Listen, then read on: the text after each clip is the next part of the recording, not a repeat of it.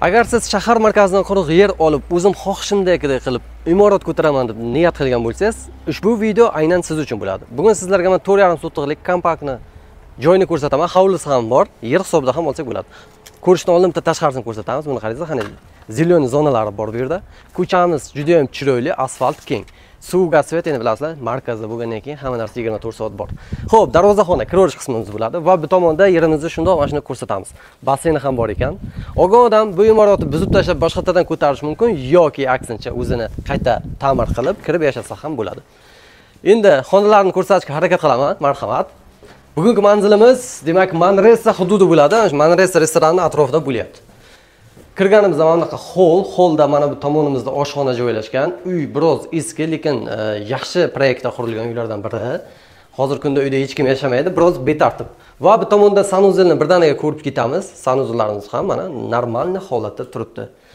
Endi xonalarga o'tamiz. Marhamat. Bu yerda dahliz deymiz, dahliz va mana bu joyda spalniyalar joylashgan. Eski rossiyskiy uylar bo'ladi-ku, o'sha proyektda qurilgan bular. Mana kreslolar. Va uyimizda balkon qismi yoki dahliz desak bo'ladi. Bu yerda ham chiqish eshigi bor, hovliga. Ikkinchi xodimiz bo'lyapti. Marhamat. Navbatdagi xonasini ham ko'rishga harakat qilamiz. Tez gollandsk pechkalar kimning esida? Mana gollandsk pechkalarigacha bor.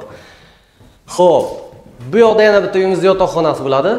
Mana shunday ko'rinishda. Agar siz buni shunday olib o'zini qayta ta'mir qilib yashasangiz ham bo'ladi yoki umuman buzib tashlab, snos qilib o'rnidan chiroyli zamonaviy 2-3 qavatlik townhouse'larni ko'tarib olsangiz ham bo'ladi.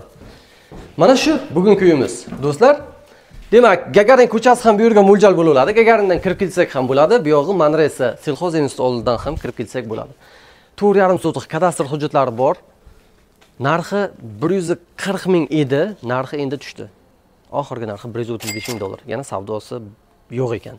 Oxirgi narx shu. Qiziqqanlar telefon qilamiz.